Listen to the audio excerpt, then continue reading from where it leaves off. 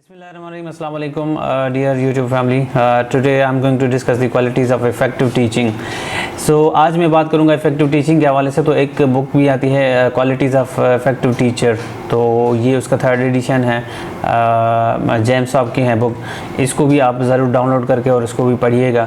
तो उसमें से 6 जो है बेसिक हमारे पास क्वालिटीज़ हैं फॉर इफ़ेक्टिव टीचिंग कि बीइंग एन टीचर, मैं भी एक टीचर हूँ तो मुझे भी इस चीज़ों के बारे में काफ़ी सारी इन्फॉर्मेशन है।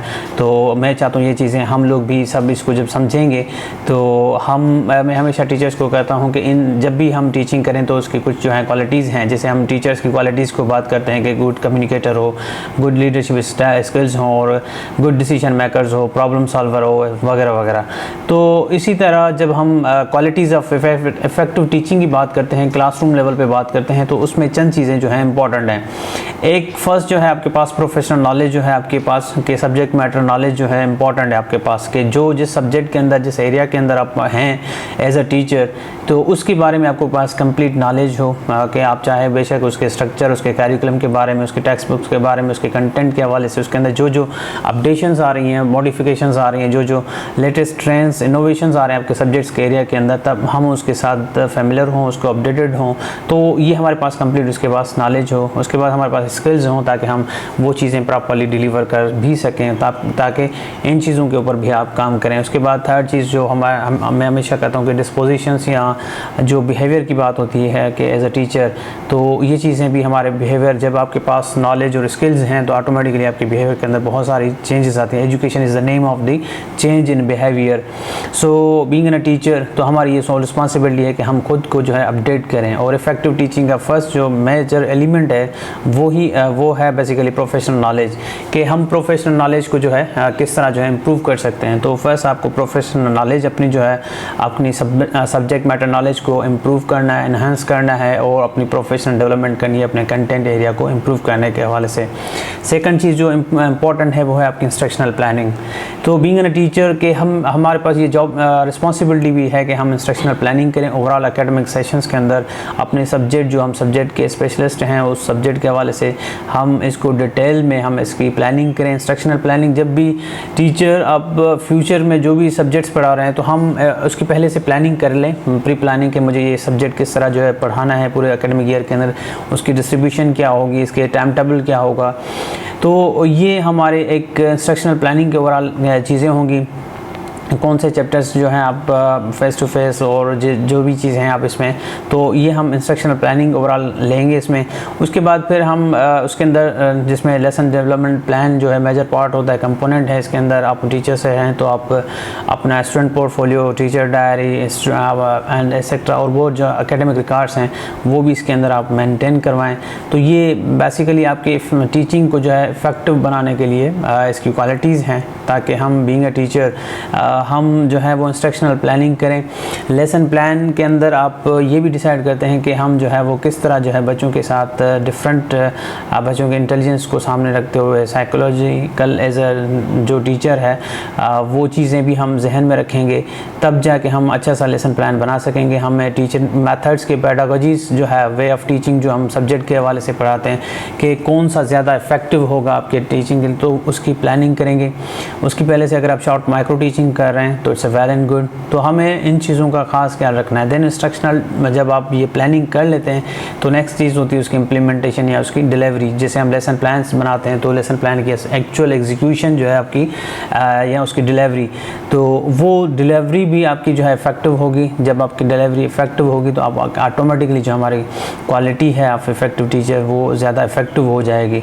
सो ये चीज़ें 3 जो है।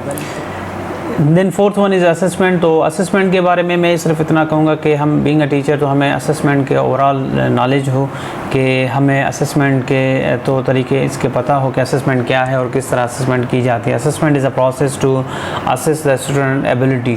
तो इसके बारे में, असेसमेंट के बारे में हमें ओवरऑल ग्रिप होनी चाहिए कि असेसमेंट क्या है, एंड असेसमेंट का कंप्लीट अंडरस्टैंडिंग, उसके प्रोसीजर्स का अंडरस्टैंडिंग, कि किस तरह असेसमेंट की जाती है क्लासरूम लेवल पे। तो इसके बारे में हमें कंप्लीट नॉलेज हो, फिर अंडरस्टैंडिंग हो, तो then we will be able to apply those strategies. हमें डायग्नोस्टिक असेसमेंट के बारे में पता हो, फॉर्मेटिव असेसमेंट के बारे में पता हो, देन समेटिव असेसमेंट किस तरह की जाती है, फिर उसके अंदर किस तरह की टेक्निक्स जो है हम यूज़ करते हैं, कौन सी स्ट्रेटजीज़ जो हैं हम वो असेसमेंट में यूज़ करते हैं।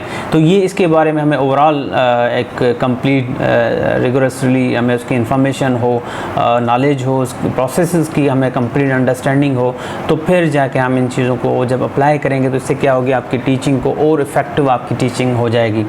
इसके बाद हमारे पास जो एक और एलिमेंट है जो हमारे पास लर्निंग इन्वायरमेंट है। तो learning environment is also very important for the teachers के हमें अपने स्कूल क्लासरूम के अंदर लर्निंग को जो है कंड्यूसिव लर्निंग इन्वायरमेंट मेंटेन करने के लिए, चाहे जिस तरह की भी एक्टिविटीज़ आप करवा रहे हैं, आप ग्रुप वर्क एक्टिविटीज़ करवा रहे हैं, कोलैबोरेटिव एक्टिविटीज़ करवा रहे हैं, रोल प्लेस करवा रहे हैं, प्रोजेक्ट बेस्ड लर्निंग करवा रहे हैं या स्टेम बेस्ड लर्निंग करवा रहे हैं, या जिस तरह के भी आपके डेमोस्ट्रेशन मेथड्स को यूज़ कर रहे हैं, पेयर टीचिंग कर रहे हैं, पीयर टीचिंग कर रहे हैं, so many strategies are there. अगर वहाँ पे आपका कंड्यूसिव लर्निंग इन्वायरमेंट नहीं क्रिएट किया हुआ तो वो ज़्यादा इफेक्टिव आपकी एक्टिविटीज़ नहीं होंगी। तो इफेक्टिव टीचिंग के लिए आपके पास इफेक्टिव जो है आपके कंड्यूसिव लर्निंग इन्वायरमेंट का होना भी ज़रूरी है। तो विद इन द क्लासरूम हम किस तरह का environment with in the limited resources जो हमारे पास अवेलेबल हैं, तो हम उन्हीं अवेलेबल रिसोर्सेज से एक कंड्यूसिव इन्वायरमेंट क्रिएट कर सकते हैं। तो इसके ऊपर भी ज़रूर आप वर्कआउट कीजिएगा।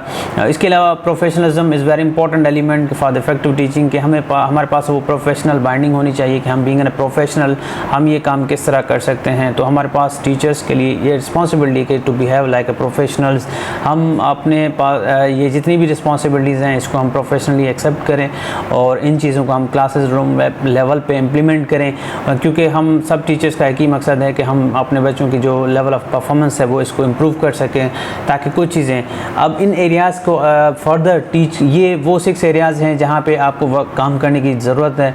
और इन एरियाज़ के अंदर आप देखें कि हम नॉलेज के अंदर कहाँ पे वीक हैं, कहाँ पे हमें इम्प्रूव की ज़रूरत है, वहाँ पे आप खुद को इम्प्रूव करें।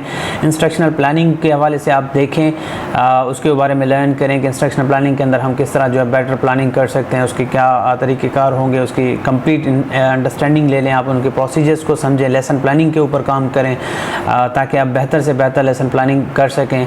फिर उसके ऊपर डिलीवरी के ऊपर काम कर सकें, तो आप मेथड्स को प्रॉपर्ली उसकी एग्जीक्यूशन, उसकी डिलीवरी कर सकें, कंटेंट को प्रॉपर्ली आप डिलीवर कर सकें। तो ये चीज़ें जो हैं आपको, उसके बाद फिर आप जो है असेसमेंट बेहतर तरीके से कर सकें। असेसमेंट के डिफरेंट जो अप्रोचेज़ हैं उसके तहत आप बेहतर तरीके से बच्चों को असेस कर सकें। ये ओवरऑल जो चीज़ें मैंने डिस्कस की हैं ये बेसिकली इफ़ेक्टिव टीचिंग के लिए हमारे पास इंपॉर्टेंट है कि इन एरियाज़ के अंदर आप काम करें, वर्कआउट करें और कोशिश करें इन चीज़ों को सामने रखते हुए आप अपने टीचिंग को बेहतर कर सकें।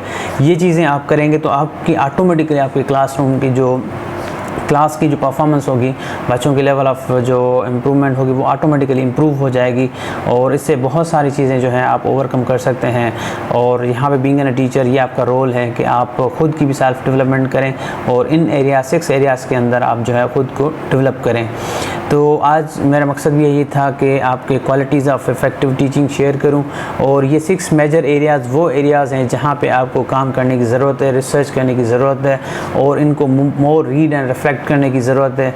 आप देखें, अपने नीड एनालिसिस करें इन 6 एरियाज़ के ऊपर कि आप कहाँ पे और किस लेवल पे हैं अभी। तो आई थिंक ये सारी चीज़ें हमने यहाँ पे डिस्कस कर ली हैं, तो ओवरऑल ये चीज़ें क्लियर हैं कि हम चीज़ें इनके ऊपर काम करें। फिर इसके बाद आप नेक्स्ट लेवल पे है कि 21st सेंचुरी में हम इसको जो है किस तरह कनेक्ट कर सकते हैं अपने ICT के हवाले से। तो टिल दैट कि हम इन जो बेसिक क्वालिटीज़ हैं इफ़ेक्टिव टीचिंग के लिए, ताकि हम किसी लेवल तक यहाँ तक पहुँच सकें, इन क्वालिटीज़ को मीट कर सकें, तो इसके ऊपर हमें वर्कआउट करना है। चाहे वो हमें सब्जेक्ट मैटर कंटेंट के ऊपर काम करना हो, असेसमेंट के ऊपर काम करना हो, पेडागोजीज़ के ऊपर काम करना हो, use of technology in lesson planning के अंदर काम करना है। तो हमें इनकी चीज़ों के ऊपर अपनी नॉलेज भी डेवलप करनी है, अंडरस्टैंडिंग भी करनी है, and then we will be able to apply भी कर सकते हैं इस चीज़ों को। तो आई थिंक ये सारी चीज़ें जो है आपको एक इफ़ेक्टिव टीचिंग के हवाले से क्लियर हो गई होंगी। So at the end, thank you so much for watching this video, and if you are very new, then subscribe my channel and also share these videos to the other audience with your colleagues. And at the end, thank you so much once again, and Allah Hafiz.